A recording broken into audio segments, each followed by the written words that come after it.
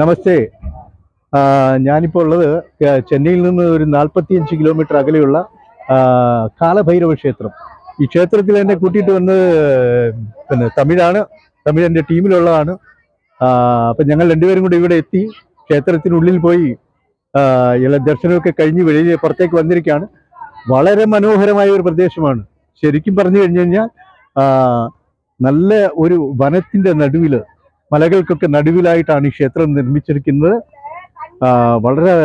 വളരെയധികം ഭംഗിയുള്ള ക്ഷേത്രം. അതേപോലെ ഇതിൻ്റെ ഉള്ളിലൂടെ, നമ്മൾ ക്ഷേത്രത്തിൻ്റെ ഉള്ളിലൂടെ പോകുന്ന സമയത്ത് നമുക്ക് പ്രത്യേക ഒരു അനുഭവമായിരിക്കും ഉണ്ടാവുക. അപ്പോൾ നമ്മൾ ഈ വരുന്ന വഴിക്ക് ചെന്നൈയിൽ നിന്ന് ട്രെയിനുണ്ട്, 45 കിലോമീറ്ററോളം ഉണ്ട്. സിംഗപ്പെരുമാൾ കോവിൽ സ്റ്റോപ്പ് കഴിഞ്ഞിട്ടുള്ള അടുത്ത പരന്നൂർ എന്ന് പറയുന്ന സ്റ്റോപ്പ്, അവിടെ ഇറങ്ങിക്കഴിഞ്ഞ് കഴിഞ്ഞാൽ അവിടുന്ന് നമുക്ക് ഈ ക്ഷേത്രത്തിലേക്ക് എത്താവുന്നതേ ഉള്ളൂ. വളരെ മനോഹരമായ ഒരു ക്ഷേത്രം, അതേപോലെയുള്ള മനോഹരമായ അന്തരീക്ഷം. അപ്പോൾ നമുക്ക് ഈ ക്ഷേത്രത്തിൻ്റെ ഉള്ളിലുള്ള കാഴ്ചകളിലേക്ക് പോകാം.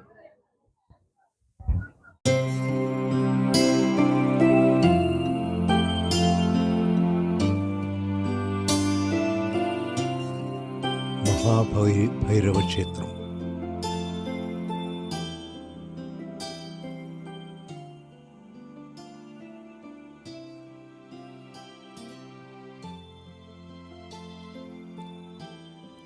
ക്ഷേത്രകവാടം കടന്നെത്തുന്ന നമ്മളുടെ മുന്നിൽ സാക്ഷാൽ ഭൂമിദേവിയാണ്.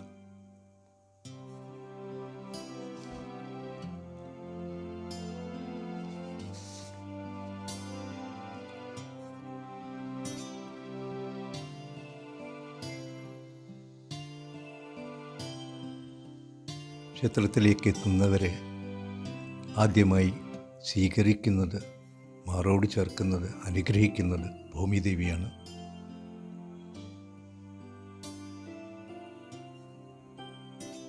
ശിവലിംഗത്തിനുള്ളിലേക്കൊരു യാത്ര.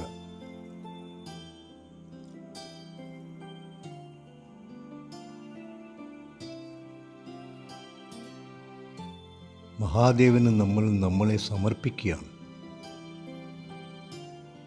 നമ്മളെ ശുദ്ധീകരിക്കുകയാണ്.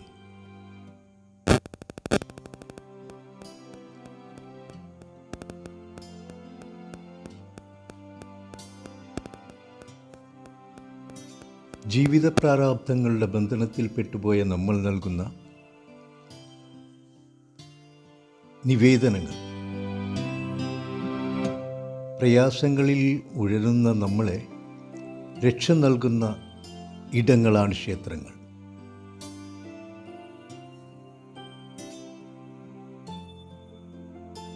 മഹാഗോപുരം,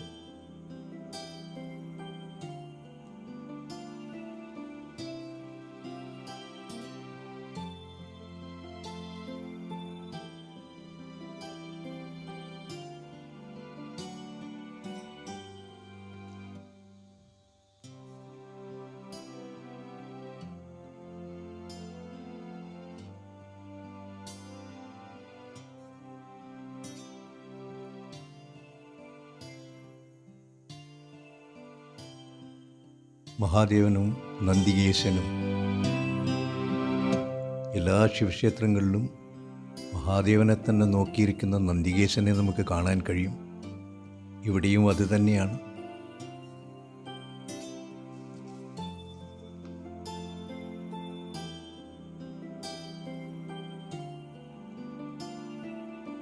അതിമനോഹരമായ ഈ ക്ഷേത്രം ആശയവിനിമയം നടത്തുന്നത് നമ്മളോടല്ല, നമ്മുടെ ആത്മാവിനോട് നേരിട്ടാണ്.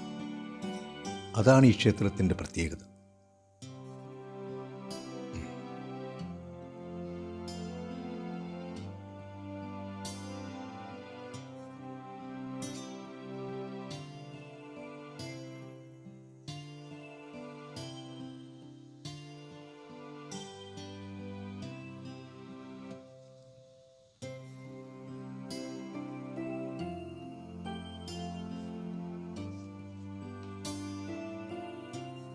അതിമനോഹരമാണ് ഈ ക്ഷേത്രം.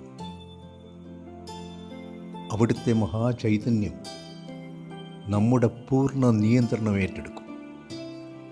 വല്ലാത്തൊരനുഭവമാണിത്.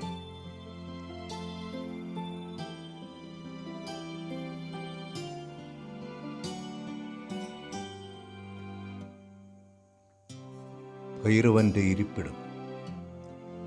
ഈ മഹാഗോപുരത്തിനുള്ളിൽ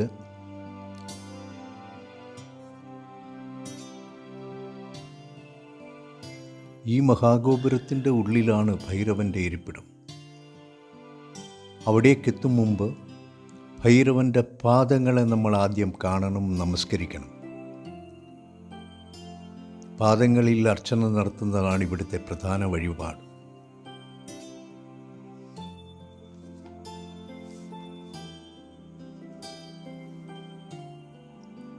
ഭൈരവന് മാത്രമായി ഭൈരവൻ്റെ നാമത്തിലൊരു ക്ഷേത്രം, മഹാഭൈരവ ക്ഷേത്രം, അതും വനമധ്യത്തിൽ.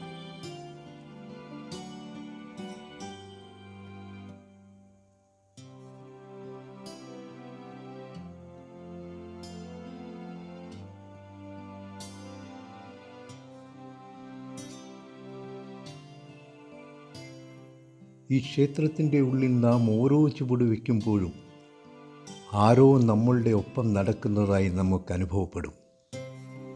വല്ലാത്തൊരനുഭവമാണത്.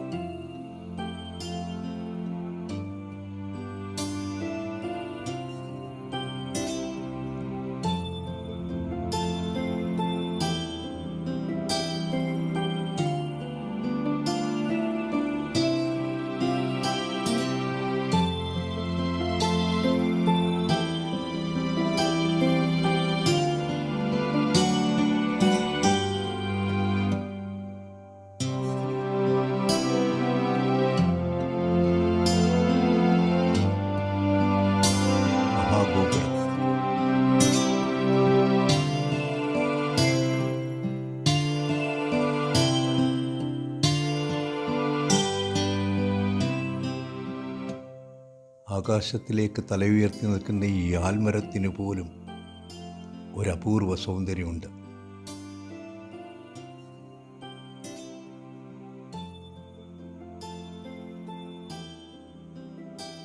ക്ഷേത്രത്തിനുള്ളിൽ തന്നെ ഫോട്ടോകളും ആചാരസംബന്ധമായ വസ്തുക്കളും ലഭിക്കുന്ന ധാരാളം കടകളുണ്ട്. നമുക്കാവശ്യമുള്ളത് അവിടെ നിന്ന് വാങ്ങാൻ കഴിയും.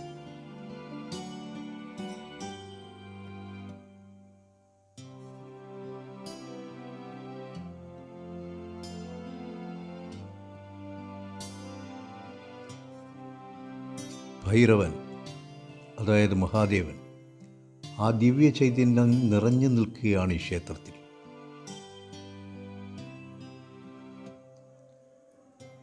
ഈ ക്ഷേത്രത്തിനുള്ളിലൂടെ നമ്മൾ ഓരോ ചുവട് വയ്ക്കുമ്പോഴും നമുക്ക് മറ്റൊരിടത്തേക്ക് തിരിഞ്ഞ് അങ്ങോട്ടോ ഇങ്ങോട്ടോ ഒന്നും പോകാൻ കഴിയില്ല. അത്രത്തോളം ആസൂത്രിതമായി ചെയ്തിട്ടുള്ളതാണ് ഈ ക്ഷേത്രം. ഇതാണ് മഹാഗോപുരത്തിനുള്ളിലെ കാഴ്ച. ശരിക്കും നമ്മൾ ഒരു ശിവലിംഗത്തിനുള്ളിൽ പ്രവേശിച്ച അവസ്ഥയാണ്. ഇതിൻ്റെ മധ്യത്തിലാണ് മഹാഭൈരവൻ്റെ പ്രതിഷ്ഠയുള്ളത്. ഇവിടെ വീഡിയോ എടുക്കാൻ ബുദ്ധിമുട്ടാണ്, എന്നാലും ഞാൻ ചെറുതായിട്ട് എടുത്തതാണ്. പടികൾ കയറി മുകളിൽ ചെല്ലുമ്പോൾ നമുക്ക് ഭൈരവനെ കാണാം.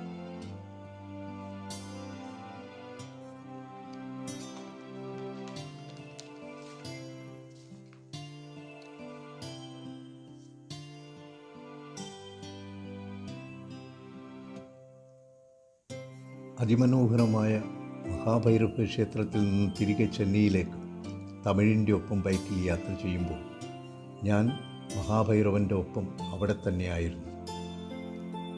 മഹാഭൈരവൻ നിങ്ങളെ എല്ലാവരെയും കാത്തുരക്ഷിക്കട്ടെ. അതിസുന്ദരവും മനോഹരമായ ഒരു ക്ഷേത്രത്തിൻ്റെ ദർശനം കഴിഞ്ഞ് പോരുമ്പോഴും മനസ്സ് അവിടെ തന്നെയാണ് എന്നതാണ് ഏറ്റവും വലിയ കാര്യം.